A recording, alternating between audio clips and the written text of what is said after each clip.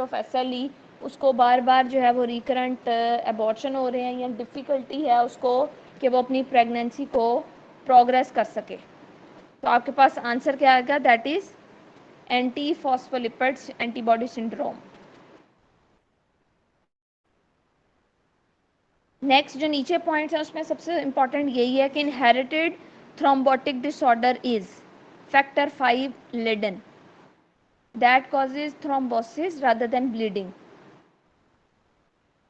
Anti phospholipid antibody syndrome का मैंने बता दिया कि whenever there is a history of pregnancy with recurrent abortions, तो आपने बताना है कि this is anti phospholipid antibody syndrome. Most common prothrombotic point mutation is, prothrombotic का मतलब है थ्रोम्बोसिस के अंदर कौन सा फैक्टर है? Again factor 5।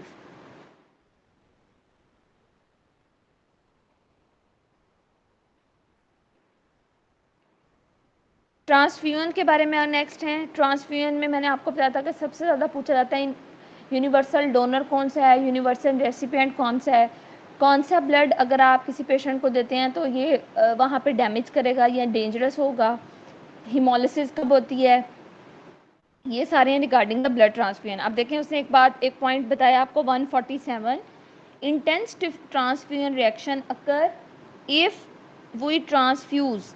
इंटेंस का मतलब है डेंजरस रिएक्शन कब होगा? आपने ए पॉजिटिव को ओ नेगेटिव को दे दिया, ए पॉजिटिव टू ओ नेगेटिव। अब रूल्स उसने ये बताए हैं कि जो आपका ओ नेगेटिव है ये यूनिवर्सल डोनर है but can receive only from the O negative. Donor का मतलब ये कि डोनेट तो सबको कर सकता है लेकिन ले सिर्फ ओ नेगेटिव से सकता है। O negative is only receiving the blood from O negative but it can donate blood to all the blood groups। A B positive क्या होता है? आपके पास यूनिवर्सल रेसिपिएंट होता है, यानी कि ए बी पॉजिटिव को सारे ब्लड दे सकते हैं। ठीक है, ए बी पॉजिटिव क्या है कि it can receive blood from all the blood groups. Positive ने सिर्फ पॉजिटिव को ब्लड देना है, नेगेटिव ने अगर देना है तो वो पॉजिटिव और नेगेटिव दोनों को दे सकते हैं। तो ये कुछ रूल्स हैं जो आपने याद रखने हैं। इसमें सबसे इंपॉर्टेंट चीज़ ये है कि जब भी ओ नेगेटिव का वर्ड आएगा तो ओ नेगेटिव को आपने याद रखना है कि बहुत रेयर ब्लड ग्रुप है। ठीक है, ये दे तो सबको सकता है लेकिन रिसीव सिर्फ किससे करेगा? ओ नेगेटिव से। यूनिवर्सल डोनर कौन सा होता है, यूनिवर्सल रेसिपिएंट कौन सा है, ये आपको पता होना चाहिए। अगर ब्लड ग्रुप ए बी है या ए पॉजिटिव है तो उसके अंदर एंटीजन कौन से होंगे, एंटीबॉडीज़ कौन सी होंगी, ये आपको पता होना चाहिए। आपको पता है कि जो ब्लड का ग्रुप का नेम होता है उसके अकॉर्डिंग उसमें एंटीजन्स होते हैं। ठीक है, लेकिन एंटीबॉडीज़ क्या होती हैं? उससे ऑपोजिट हो जाएंगी। तो ये सारे क्वेश्चंस हैं रिगार्डिंग ब्लड ट्रांसफ्यूजन या ब्लड कौन कौन से आते हैं ब्लड ग्रुप्स और वो किस किस को डोनेट कर सकते हैं।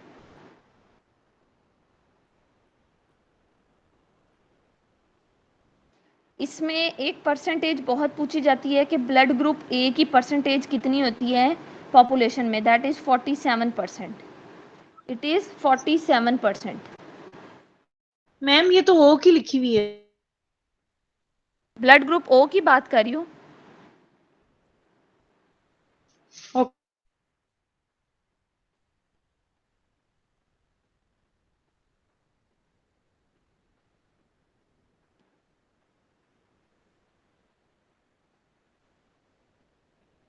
अच्छा, इसके बाद आपको हीमोलिटिक रिएक्शन को पिक करने का सबसे आसान तरीका ये होता है कि वहाँ पे हीमोलिसिस के साइंस आपने अप्रिशिएट करने होते हैं। अब हीमोलिसिस के क्या क्या साइंस होते हैं जी? जॉन्डिस होगा। क्या होता है?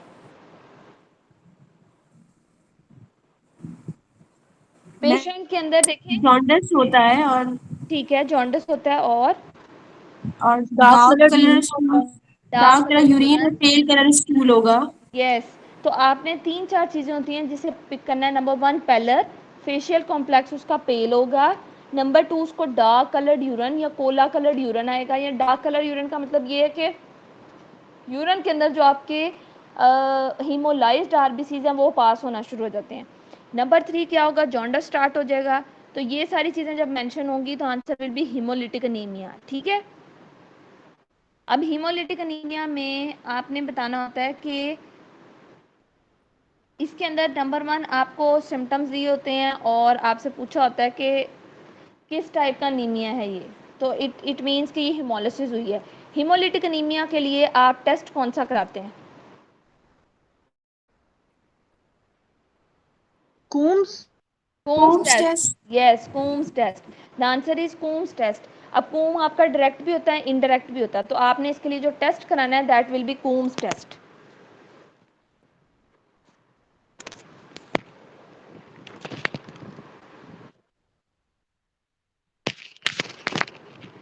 नेक्स्ट आपके पास आता है क्वेश्चन और उसमें आपको पूछा जाता है एबीओ इनकम्पैटिबिलिटी क्या है। एबीओ इनकम्पैटिबिलिटी का मतलब ये होता है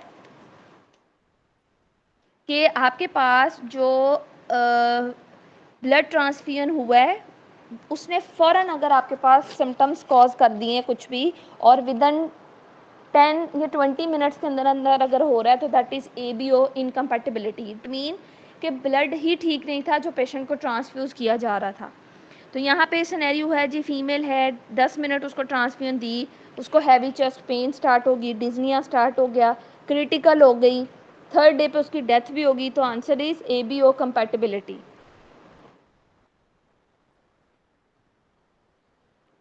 और ग्राफ्ट वर्सेस होस्ट रिएक्शन का मैंने आपको बताया था कि ये डेज पे डिपेंड करता है, it does not depend upon minutes. For example 10 days हैं, 20 डेज हैं, अगर डेज की हिस्ट्री है तो that is graft versus host disease. लेकिन होगा ये भी कब, जब आपको ट्रांसफ्यूजन होगी। तो ट्रांसफ्यूजन में आपने 2 चीज़ें याद रखनी है कि मिनट्स पे अगर डिपेंड कर रहा है तो आंसर क्या है, और अगर ऑड्स हैं या डेज हैं, डेज के अंदर अगर डिपेंड कर रहा है तो आंसर क्या है। तो ये आपके पास 2 सिनेरियोज आ जाते हैं।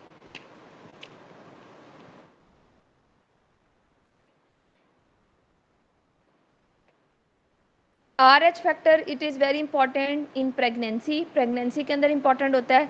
इसमें आपको सिनेरियो इस तरह से आ सकता है कि मदर RH नेगेटिव थी, फीटस जो वो RH पॉजिटिव था, mother will produce RH antibodies. अब RH नेगेटिव का मतलब ये है कि उसके अंदर एंटीजन तो नहीं है लेकिन एंटीबॉडीज़ होंगी मदर के अंदर। तो जो एंटीबॉडीज़ हैं वो कहाँ से आ रही होंगी, मदर से आ रही होंगी। ठीक है, इसके अंदर चांसेस होते हैं बेबी के अंदर कि वो क्या करे। फर्स्ट प्रेगनेंसी के अंदर तो ये सेफ रहता है, सेकेंड प्रेगनेंसी के अंदर it causes the haemolytic disease of new born which is called as erythroblastosis fetalis. ठीक है, तो ये haemolytic disease of new born cause कर देती है जब सेकेंड प्रेगनेंसी होती है। उसमें मदर नेगेटिव ही रहेगी, फीटस पॉजिटिव रहेगा और ये कॉज हो जाता है। नेक्स्ट इंपॉर्टेंट आता है आपके पास कि RH एग्लूटिनेंस जो है उसकी नेचर क्या होती हैं, तो that are predominantly IgG type. ठीक है, IgG टाइप होते हैं RH agglutinins. Which antibody is present in erythroblastosis fetalis. तो मैंने आपको बताया था कि erythroblastosis fetalis is a type of type 2 hypersensitivity reaction, और टाइप 2 हाइपरसेंसिटिविटी के अंदर आपके पास जो एंटीबॉडीज आती हैं दैट इज IgG। ठीक है, तो आपका आंसर होगा IgG। एंटी डी एंटीबॉडीज क्यों इंपॉर्टेंट होती हैं, because it causes the haemolytic disease.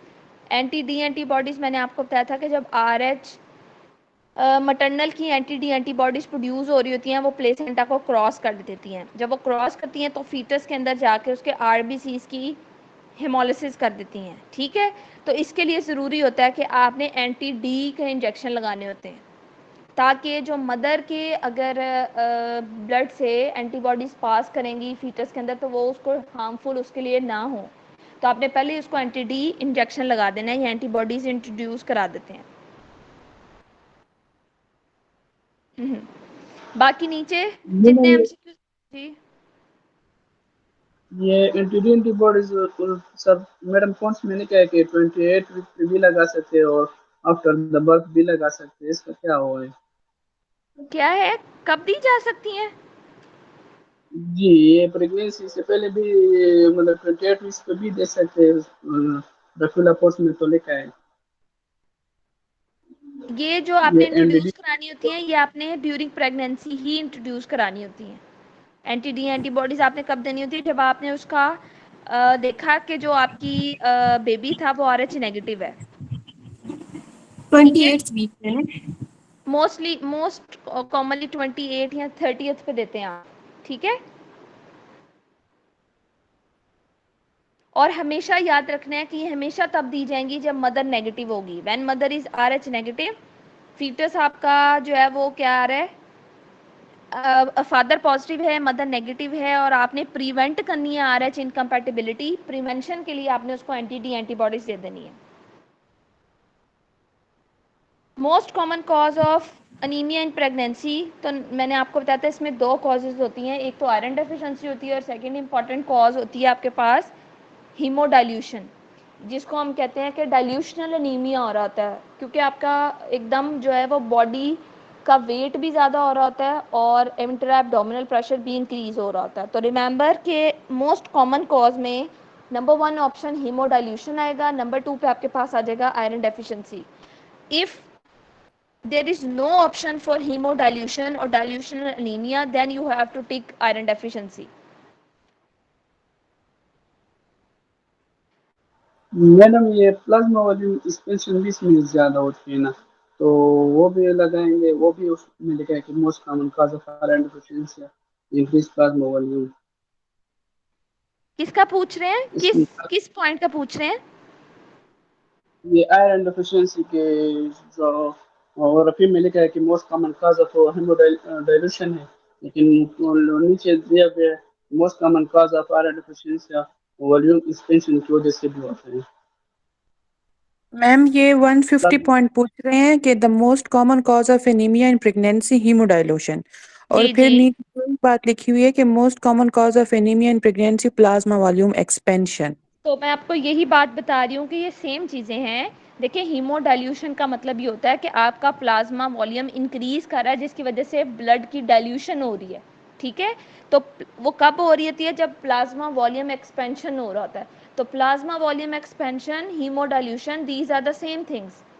अगर आपको ये मेंशन है तो आपने फर्स्ट पे इसको टिक करना है, अगर ये नहीं मेंशन तो you have to tick iron deficiency. जी वसीम, क्लियर हो मैम गया आपको पॉइंट? जी मैडम क्लियर हो गया। ओके जी। एक पॉइंट है पिछले वाले पॉइंट में से 149 में से बिल्कुल लास्ट पे लिखा हुआ है 3 months old pregnant patient who is RH positive और RH नेगेटिव हस्बैंड है कम्स फॉर काउंसलिंग। तो मैम इसका मुझे समझ नहीं आया कि antigen can enter maternal circulation from foetus, तो उसका क्या होगा? कुछ भी नहीं होगा। तो ये क्यों, ये ये मुझे देखें, ये वही समझ बात है जो मैंने आपको ऊपर बताई है कि अगर मदर RH पॉजिटिव है, ठीक है, और उसका हस्बैंड जो है वो RH नेगेटिव है, काउंसलिंग के लिए आई है, she is most likely to have one of the following possibilities. अब RH पॉजिटिव का मतलब क्या है कि उसके अंदर एंटीजन जो है, एंटीबॉडीज तो उसके अंदर नहीं है, एंटीजन तो है ना, RH पॉजिटिव है। RH पॉजिटिव का क्या मतलब है कि antigen is present but there is no antibodies. तो उसका एंटीजन एंटर हो सकता है maternal circulation from foetus, foetus से एंटीजन मैटरनल सर्कुलेशन